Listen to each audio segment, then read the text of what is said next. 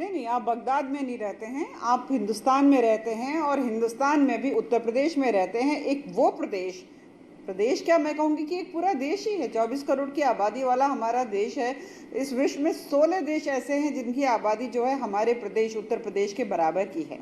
और ये वो प्रदेश है जहाँ पर पहले जो क्षेत्रीय दल, क्योंकि कांग्रेस तो पता नहीं कब से बहुत पहले उखड़ कर यहाँ से चली गई थी, उन्होंने यहाँ इसको हेवन यानी स्वर्ग बनाया हुआ था अपराधियों का और भ्रष्टाचार का।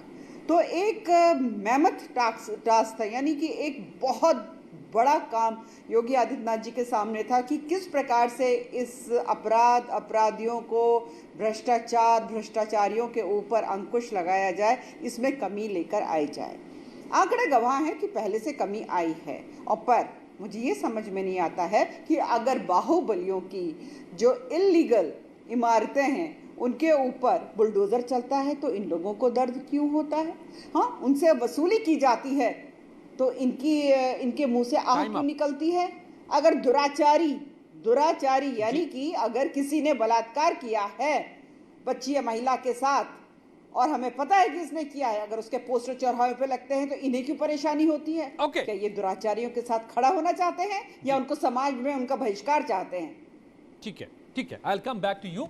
अब सुशी जी मैं आपके पास दोबारा आऊंगा। पहले मैं सबको एक एक बार जोड़ दूं, सबके पक्ष को ले लूं, फिर डिबेट ओपन होगा। 60-60 सेकंड में सभी का पक्ष मुझे लेना है। पहले अब रंजना कुमारी जी, सामाजिक कार्यकर्ता, क्या आपको लगता है कि इस तरह से पोस्टर लगाना गलत होगा? दिक्कत यह है, इसके पीछे की अवधारणा यह है, सरकार दे रही है तर्क कि भाई कहां कहां पुलिस खड़े करेंगे आप ऑर्गेनाइज्ड क्राइम से निपट लेंगे, आप माफियाओं के संपत्तियों को जब्त कर लेंगे।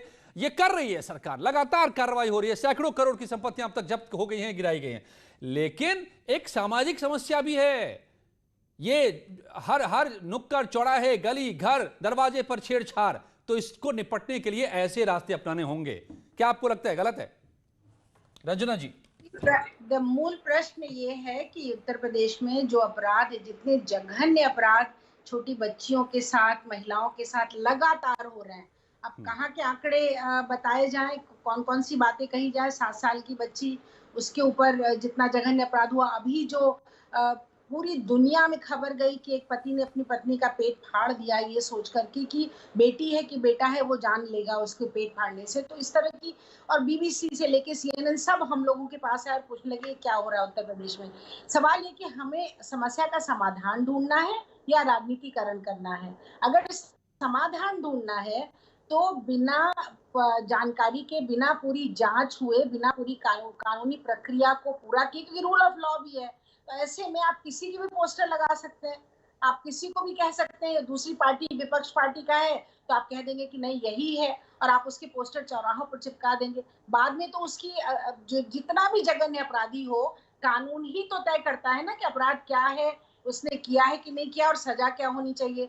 तो बजाय इसके कि ये सब कुछ तय हो, जो कि एक मानवाधिकार के फ्रेमवर्क में भी आता है, रूल ऑफ लॉ के फ्रेमवर्क में भी आता है, ठीक है, लोकतंत्र होने के नाते भी आता है। yes, तो ये तय करना, ये कौन तय करेगा? ठीक है, आपको लगता है कि राजनीतिक दल कानून तय करे? ये कानून के हिसाब से होगा कि नहीं ये भी हम समझ लेंगे। लेकिन योगिता भयाना जी, मैं देख रहा था काफी देशों में किस तरह के हैं, कई देशों में तो छेड़खानी की बड़ी भयंकर सजा है, नपुंसक बना दिए जाते हैं। पोलैंड में, दक्षिण कोरिया में, रूस में, और आपको बताएं कि इंडोनेशिया में तो रेप पर जो कानून है, नपुंसक बनाने की, महिला का हार्मोन यानी कि एस्ट्रोजन डाल दिया जाता है मेल बॉडी में ताकि वो नपुंसक हो जाए। शहर में सार्वजनिक कर दिया जाता है उनके नाम। ऐसे बहुत सारे हैं। ऐसे ही सऊदी अरब में भी है, हफ्ते के भीतर फांसी। तो क्या कानून के रास्ते, अदालत की सुनवाई, तमाम कार्रवाई सालों साल वाले हम तो कर करके थक चुके, केवल मामले बढ़ते जा रहे हैं। क्या नए तरीके आजमाने होंगे हमें अगर लगाम लगाना है तो?